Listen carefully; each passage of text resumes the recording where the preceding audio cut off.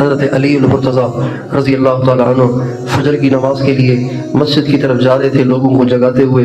جو ہی مسجد کے دروازے پہ پہنچے تو عبد الرحمن ابن ملجم نے تلوار کو زہر دیا ہوا تھا، تلوار کے اوپر زہر لگایا ہوا تھا. زور سے تلوار حضرت علی کے مبارک سر پہ ماری تو وہ تلوار اندر چلی گئی. حضرت علی گر گئے اور گرتے ہوئے کہا اللہ اکبر. لوگ اٹھا کے گھر لائے. قاتل کو پکڑ لیا گیا. حضرت علی نے بلایا اور فرمایا تم نے مجھے کیوں قتل کیا؟ تم نے مجھے کیوں مارا؟ میں نے کیا قصور کیا تھا تمہارا؟ اس نے کہا جی آپ اچھے آدمی نہیں ہیں، میں نے ایک برے آدمی کو ختم کیا ہے. وہ حضرت علی کا دشمن تھا. پھر آپ نے امام حسن امام حسین کو بلایا اور فرمایا اگر میں زندہ رہا تو میں خود ہی فیصلہ کروں گا کہ اس کو کیا کرنا ہے، لیکن اگر میں اس زخم سے چلا جاؤں تو پھر تم اس کو زیادہ تکلیف نہ دینا، ایک ہی ضرب لگا کے میرے پاس پہنچا دینا، زیادہ تکلیف نہ دینا، ایک ضرب کے ساتھ اس کو قتل کر کے میرے پاس پہنچا دینا، لیکن اگر معاف کرو تو بہتر ہے.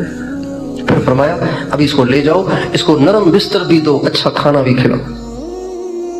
یہ ہے مسلمان کا رویہ اور مسلمان کا سلوک. حضرت علی رضی اللہ عنہ کو کشف ہوتا تھا. تو حضرت علی جب کبھی بھی عبد الرحمن بن ملجم کو دیکھتے تھے تو فرماتے تھے بدبخت کو کس نے روکا ہوا ہے اس داڑھی کو رنگین کرنے سے. اور جب حضرت علی بیمار ہوتے تھے یا کسی جنگ میں جاتے تھے اور ساتھی پریشان ہوتے تھے کہ حضرت علی شہید نہ ہو جائیں تو آپ فرماتے تھے میرے لیے پریشان نہ ہو، میری موت اس وقت ہوگی جب اس داڑھی کو میرے سر کے خون سے رنگین کیا جائے گا. یہ فرماتے تھے. مجھے اللہ کے نبی نے کہا ہے کہ علی تیرے سر کے خون سے تیری داڑھی کو رنگین کیا جائے گا.